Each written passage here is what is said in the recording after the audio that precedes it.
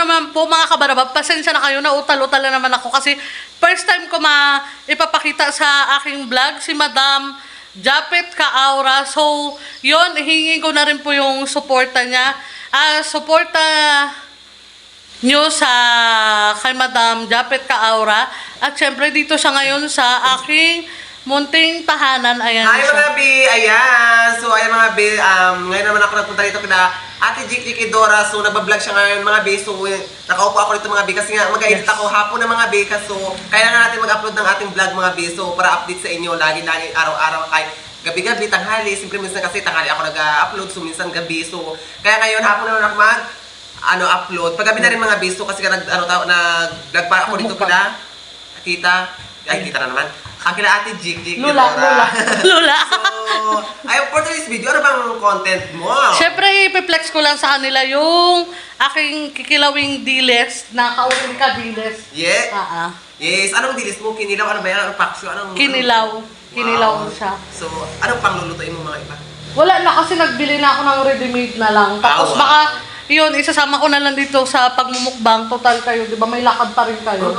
So, yun. Ako na lang mag-solo flight. At least, pinakita ko sa inyo yung si Ka-Aura nandito sa bahayan siya. Yes, mga B. Subscribe na kayo mga B sa kanyang channel, Jik Idora. Para lahat, angat mga B. Walang hilang pababa, pataas lahat. Depende kung mukha ko ng Lord. Hindi, katulad sa akin, di ba? Sabi mo hilaan pataas. Paano kung mabigat? Char lang mga kabarabas. So, yun. Dito ngayon si Madam Japet, si Ka-Aura Japet. Si Madam Bibi. Si B. B Japet, Burikat, Ka-Aura. So yun, tuloy-tuloy na ko ng ipiplex ko sa inyo kung paano gawin yung kinilaw na dilis. So magbabay ka muna, B. Bye! Edit po na ako mga B para may mapanood po kayo mga B sa mga supporters ko. Siyempre yung supporters na rin ni Ate Jik Idora. So edit muna tayo mga B para may mapanood kayo mamayang gabi. Abang-abang po kayo. So yun mga kabaraba. Pasensya na kayo, hindi ko na napakita yung pag-slice nito at saka yung paghimay ng dilis. Tapos ibabakam ko muna para makita nyo po yung mga ilalagay ko. Pero hindi pa ako maglalagay dito ng bitchin, only vinegar and salt lang po mga kabanaba. So, ibabakam ko na siya para makita nyo. Para po sa inyo kaalaman, ako rin yung may hawak ng aking cellphone. So, i-demo ko lang sa inyo. Then, imumukbang natin to mamaya pagka okay na at dinner time na. So, yun mga kabanaba, ibabakam ko na po siya.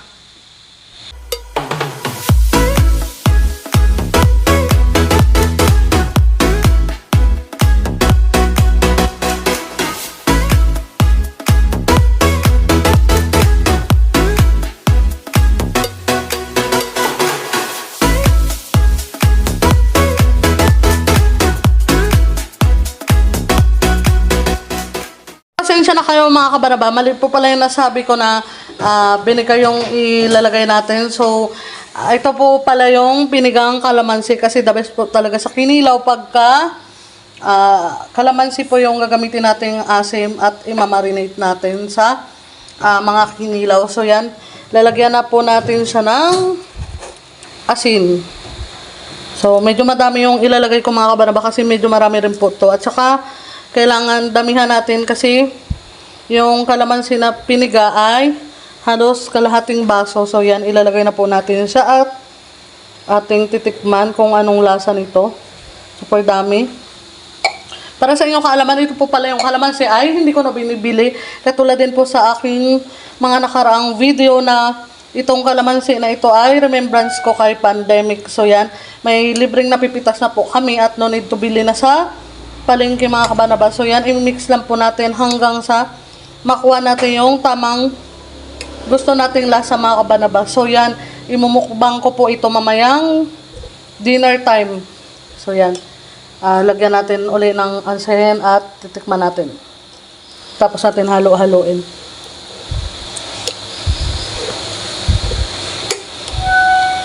So yan, halo-haloin lang po natin mga kabanaba. Sana kuha natin yung tamang timpla niya. Pero I think super asim po ito kasi halos kalahating basong kalamansi ang ating nilagay. Then, para sa inyong kaalaman po pala, bago nyo siya timplahan mga kabanaba, ibabad nyo muna siya ng mga 5 minutes sa suka. Yun po yung hugasan nyo siya ng tubig, itong diles na tinanggalan ng buto or binoneless. Then, ibabad nyo po siya sa suka ng mga 2 or 5 minutes para sigurado pong lutong-luto na yung isda sa asim. So yan, titikman ko na po mga kabanaba para okay na, kung okay na yung lasa. Tapos yun, imumukbang to natin mamaya. So ayun mga kabanaba, medyo asim pa. Dagdagan po natin ng konting asin. Yan, pwede na. At ibababad ko lang po para manuot na yung lasa. Then mamaya ito yung ating imumukbang. So yun lang po mga kabaraba. At see you later pag kinain na po namin itong ginawa namin kinilaw na dilis. So ayun na nga po mga kabaraba. Isang magandang gabi na naman everyone. So, for today's video nga po, katulad na sinabi ko sa inyo kanina, na ito na po yung ating finished product ng kinilaw. At may nakalimutan nga po pala ako ilagay, yung sili po. Nalimutan ilagay. Tapos, ayun na nga, magmumukbang kami ngayon ni Bayot ka Senior. Wala si Daddy Marbs, gawa ng nanood siya sa plaza. So, yan po yung aming ulam. Mayroon kaming kinilaw na diles. Si Kadiles, wala po dito. At syempre, may leftover po kami na ulam kaninang tanghali. Yan po. Pritong isda. Anong isda ito? Talakitok. So, yan, talakitok. Then, ito po yung lempo na binili ko na lang po. Luto na po siya kaagad. Yan po yung lempo. So, yun na nga po kanina sa intro ko. Nandito si Madam Japet, si Ka-Aura Japet. So, umuwi na po sila kasi may pupuntahan pa nga po sila. Kaya, hindi na sila nakasama sa aming munting mukbang ngayong gabi. So, yung kasama ko ngayon, si Senior na Bayot. Ayan po siya. Tapos, kami kakain na. So, kain po tayo mga kabaraba. Mag-start na po kami mukbang ng masarap na kinilaw na diles. Ayan. Kain po tayo mga kabaraba. Magsa-sign of the cross na lang po ako. Ayan. Ito po yung aming sausawan. Toyo na may kalamansi. So, kakain na po kami. Ayan, yung sinasabi ko sa inyo na kinilaw na diles, di ba? Ang sarap. Yan po siya mga kabaraba. Yan. Tayo'y kakain ito. At syempre, pagkakataon ko na rin po pala ito para sabihin sa inyo at magpasalamat po lalo tigit sa mga supporters dyan ni Japet Boricat 2.0. Maraming salamat po sa tiwala nyo na mag-subscribe sa aking YouTube channel, sa aking mga munting video and munting YouTube channel. Maraming salamat po talaga sa pag-subscribe nyo sa akin. Pasensya na po kayo kung mga sunod na araw hindi po ako makapag-upload kaagad. Gawa po ng, siyempre may trabaho din nga po ako. Maliban po dito sa pagbablog-vlog, sa yan po nakikita nyo mga gulay-gulay. May trabaho pa po ako. At saka ko na po i-reveal sa inyo yung trabaho ko pag tapos ko na yung trabaho ko sa aking pinagtatrabawan kung saan man yun, di ba? Kasi mahirap din na sabihin natin kaagad yung trabaho natin. So pag natapos na po siguro yung trabaho ko, bago ko po i-reveal yan sa inyo kung ano po talaga. Hihingi na rin po ako ng paumanhin kung hindi ako makapag-upload pa ng mga ilang araw gawa ng ayun, mabibisi-bisi po ako. Si Senyor na Bayot, kumakain na. Siguro, iimbitahin mo rin sila. Yayain mo rin sila.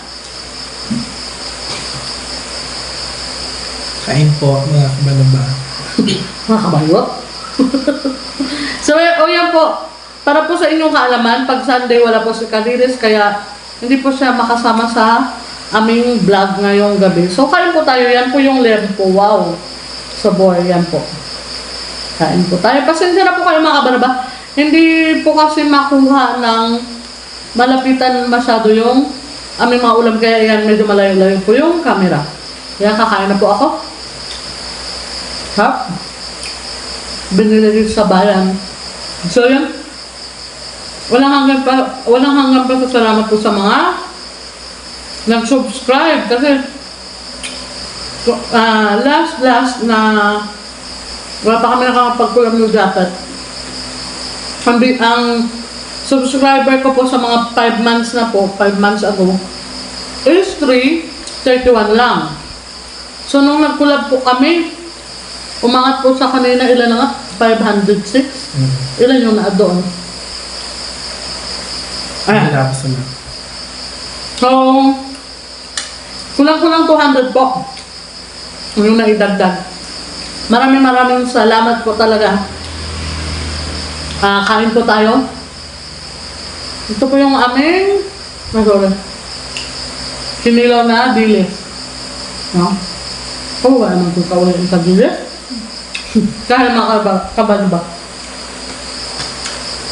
Wala si Daddy Mark kasi na sa piyesta po ngayon sa aming plaza, kaya nanood po siya. Hindi po siya nakasama dito ngayon. Kami lang dalawa ngayon dito na ibayot na senior. Ha? Diyan po yan mga kabanwa.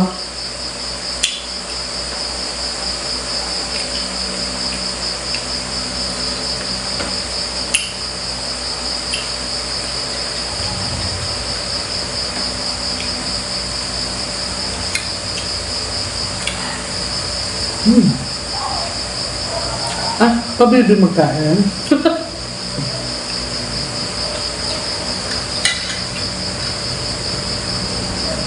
Ano to? Ha? Masarap lang din ako. Ha? Okay lang. Hindi malat. Malat. Masarap lang. May sili pa rin sa mo.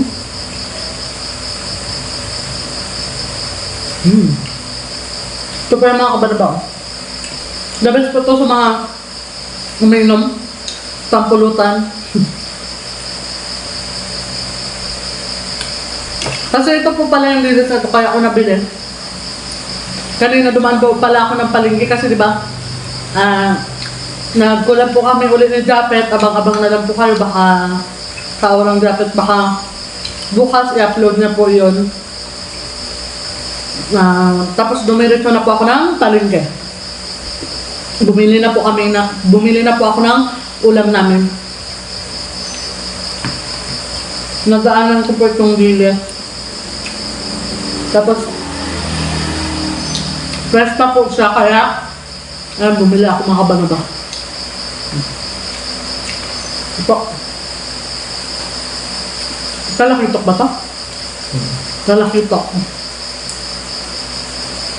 So yun mga kabanaba, mag-a-advance na lang din po ako, sabi sa inyo kaagad na kasi itong vlog ko po talaga mix vlog na rin talaga. Tapos baka mag-focus ako sa mga ilang video ko ngayon, katulad na sinabi ko sa inyo, step by step kong i-upload din kung anong ganap sa aming munting gulayan. So baka mag-focus muna po ako sa pagbablog ko sa gulayan. Pag nakastart po kami magtanim, simula patanim hanggang sa abono, pag i-spray, wag po kayo mag-alala, i-update ko po kayo para sabay-sabay po nating mapag-aralan yung hanap buhay na paggugulayan. So yun mga kabanaba, update ko lang po kayo kaagad na baka sunod-sunod po yung aking upload doon po sa aming munting gulayan. So, kain po tayo mga kabanaba. Nasusin nyo na bayot. Hap.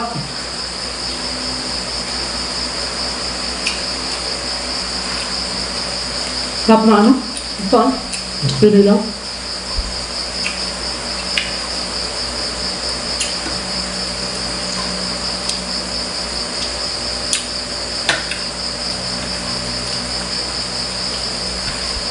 Nakukuha ako ulit ng lempo. Ang pumakaba na ba lempo yan?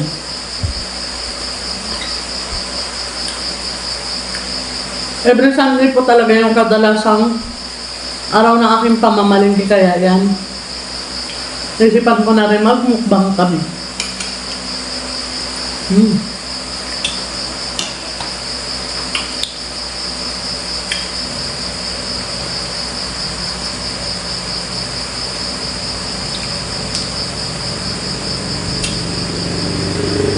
Sa mga hindi pa po kumain yan, kain na po kayo.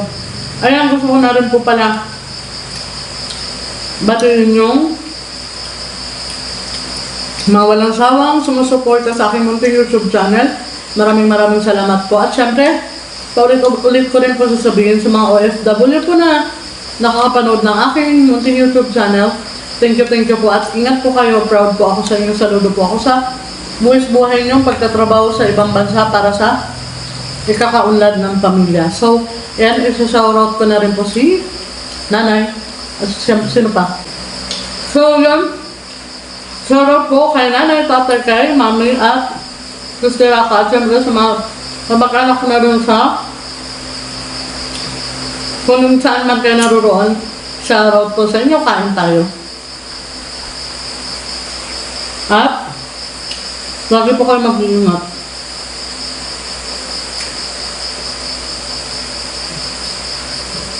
Huh? Tapos kasi senior na bayot. Hinaantay nyo na lang po ako matapos.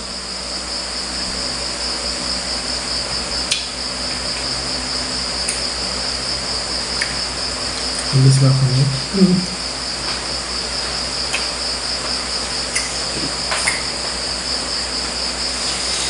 Kaya sa senior na bayot umalis, magbugas ko siya ng kamay.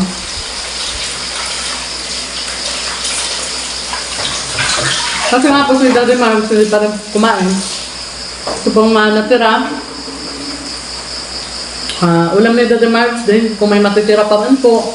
Aming uulamin bukas at syempre, katulad nitong prito mga kabanaba.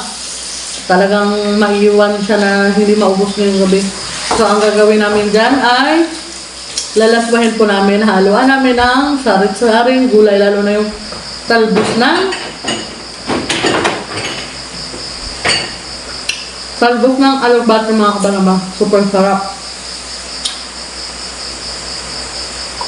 At sa mga hindi pa po nakatry, ang proseso po ng pagluluto ng laswa, papakuluan nyo lang po yung tubig. Nasa sa inyo po kung gusto nyo pong lagyan ng sibuyas. Isabay nyo na po sa pagpapakulo. And then, yung unahin nyo po itong prito. Tapos, isunod nyo na kaagad yung kung anong mga gulay kayo na meron. Yun, ulam na po at masustansya pa. So, yun po yung gagawin namin bukas. Puro hindi pa kami ito makakapagluto ng aming ulam. Ay, thanks God. Busog na ako mga kabanaba. Maraming salamat po ulit sa mga sumusuporta sa akin munting YouTube channel. Kabanaba nyo, Jack Edora,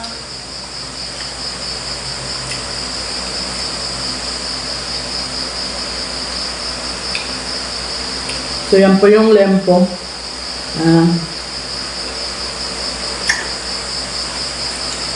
Mga kabalaba.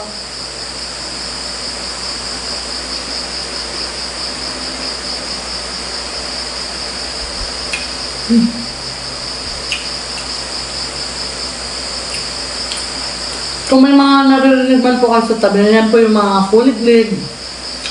Diba lalo na pag buhay probinsya, talagang normal po yan na maririnig natin sa mga paligid po yung gabi, yung mga krikit-krikit. Yan po yung naririnig nyo.